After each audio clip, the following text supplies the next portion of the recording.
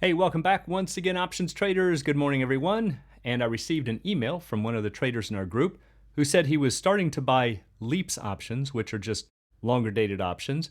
They'll go out to maybe almost 3 years into time. And he did it because he was looking for an increase in volatility.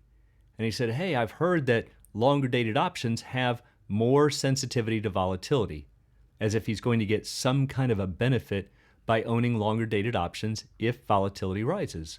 Well, is that really true? Let's go take a look. And as always, before we do, please be sure to click like and subscribe. It's very much appreciated and goes a long way in promoting the channel. So the idea of an option having more sensitivity to volatility is found by one of our Greeks called Vega. If you're not familiar with that, I do have other videos in this forum talking about it. But yes, it's true that long-term options have more Vega.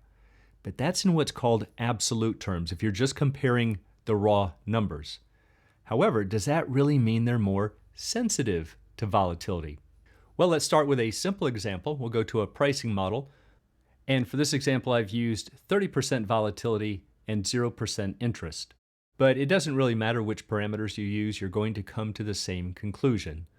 So the 30-day option, we find that the $100 call is priced at $343 and it has a Vega of 0.1143. We're going to keep everything exactly the same. We're just going to increase the time to expiration to 720 days, 2 years. That $100 call now bumps up to $1669, and look at the Vega, 0.5480.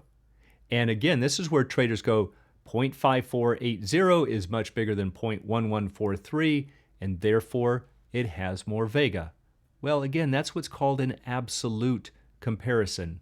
You're just looking at the raw numbers, and it can give you a misperception that it somehow is getting a big benefit. So remember, in the financial markets, whenever you use the word benefit, it's going to come with a higher price tag.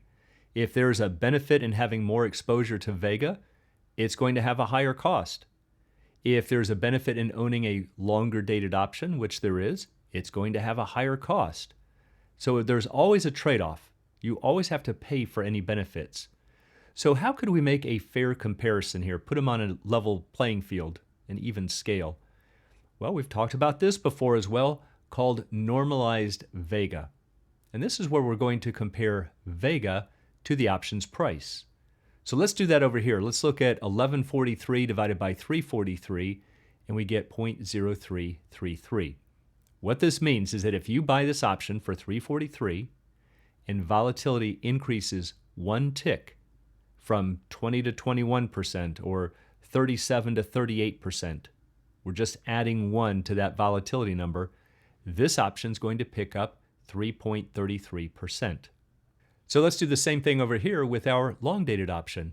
We have 0.5480 for our Vega, 1669 for the price, and look at that.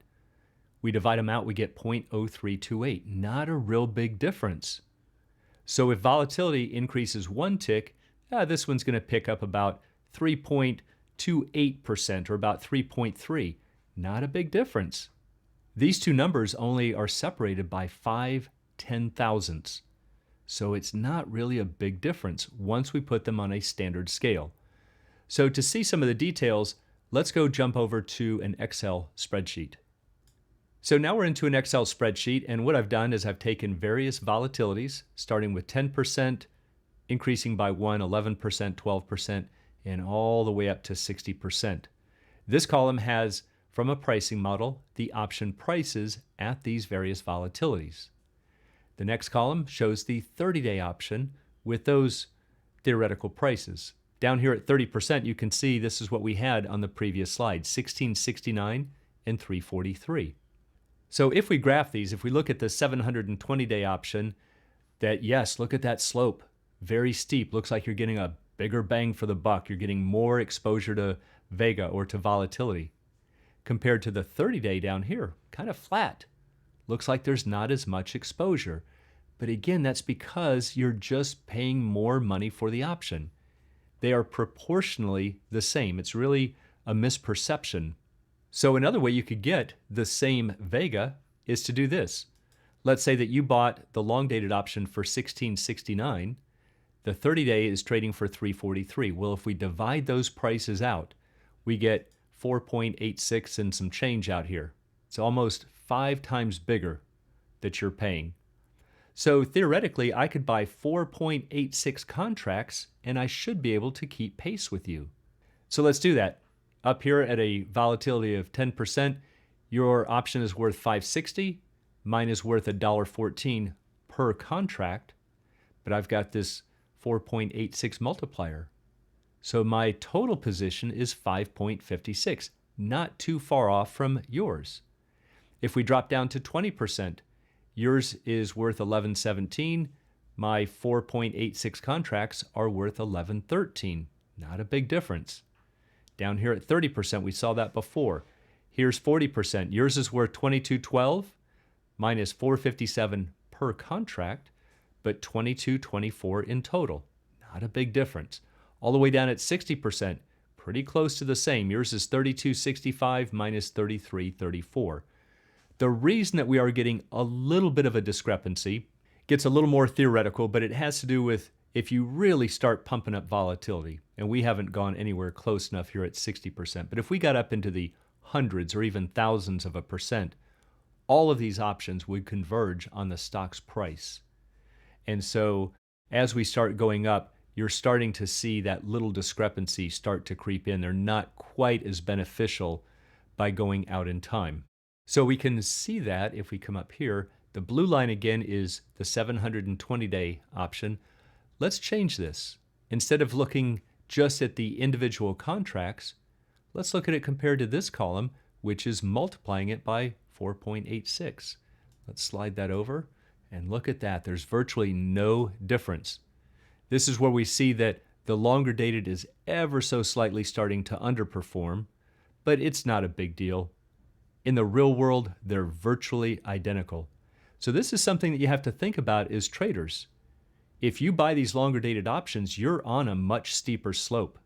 And that means if you're right that volatility rises, that position is becoming more valuable, but it also means it can fall faster. Remember, it's not your cost basis that matters, it's the current market price that dictates the risk. So is it really better to buy that more expensive longer dated option? Or should you consider a shorter dated one and maybe scale it out a bit? Buy 3 or 4, or maybe even 5. But this gives you a way to work in between those extremes without having to shell out all of that money for that leaps option. Now we can also do another calculation to find out where this ratio is coming from. We've talked about the square root pricing rule before, so let's do this. Let's find out what the square root of 720 days divided by 30 days, what's that ratio there? And that comes up to be, there it is, 4.89. So it really just shows that it's the increase in time that's giving you a proportional increase in vega. And if it's proportional, it's really unfair to say that you are getting more exposure to volatility, because I could get that same increased exposure by buying a shorter dated option, but just scaling it out with more contracts. So this concept is critically important for any traders who are trying to get more exposure to volatility. It doesn't necessarily mean that you have to reach for the leaps. It just means you have to understand your options theory and what makes it tick. And for anyone who'd like to learn more about the art and science of options trading, please check out the Alpha Trader course, Strategy Lab, and a technical analysis course. You can find it all at optionsatoz.com.